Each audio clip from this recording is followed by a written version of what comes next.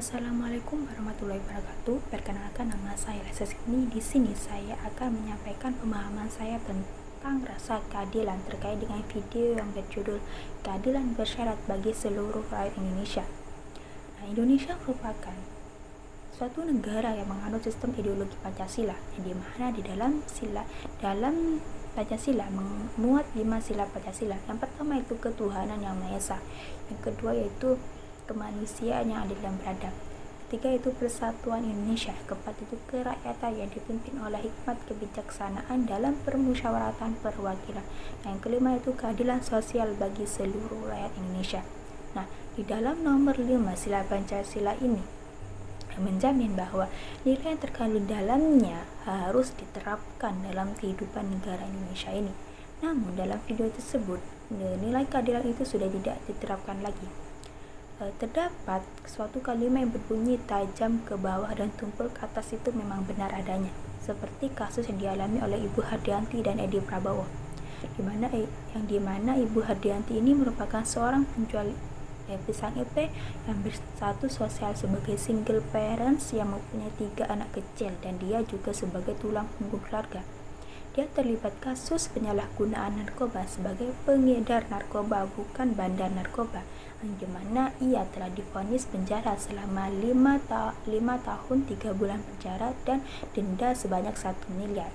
Berbeda dengan kasus Edi Prabowo, di mana dia seorang Menteri Kelautan dan Perikanan yang telah melakukan korupsi sebanyak 20 miliar rupiah dengan denda 400 juta dan penjara selama 5 tahun penjara.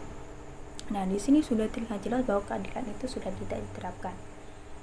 Bahkan selama penahanannya pun fasilitas yang didapatkan oleh mereka berdua ini tidak sama. Seperti selama penahanan, Ibu Hardianti ini hanya beralaskan tikar, sedangkan fasilitas yang didapatkan seorang koruptor selama masa penahanan itu terbilang cukup enak, yaitu dia mendapatkan makanan yang enak, minuman yang enak, ruangan ber-AC, bahkan dia pun dapat mengakses handphone. Apakah karena Ibu Hardianti ini seorang masyarakat bawah, jadi penegak hukum tidak mengimbangkan dulu mengenai vonis yang diberikan?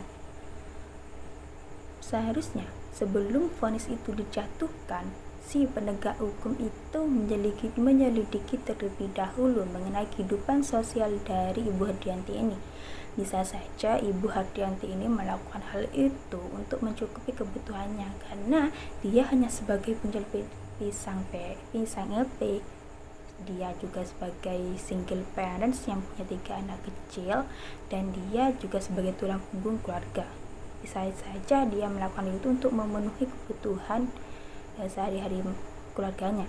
Berbeda dengan Edi Prabowo, mungkin Edi Prabowo melakukan hal itu untuk hanya kepentingan pribadinya saja, karena kan dia juga sebagai Menteri Kelautan dan Perikanan.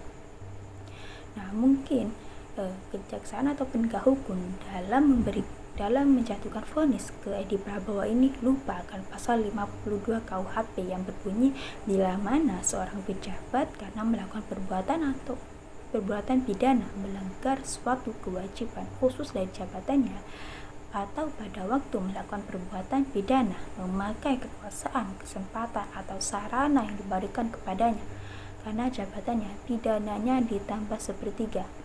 Dari sini sudah terlihat bahwa penegak hukum dapat memberikan vonis yang lebih terhadap seorang koruptor ini. Dari sini saya mengharapkan ke penegak hukum untuk lebih menegakkan lagi tentang rasa keadilan itu, mana yang lebih berat vonis yang diberikan dan mana yang perlu dipertimbangkan terkait vonis yang diberikan. Sekian pemahaman yang dapat saya sampaikan. Terima kasih, mohon maaf jika ada salah kata. Wassalamualaikum warahmatullahi wabarakatuh.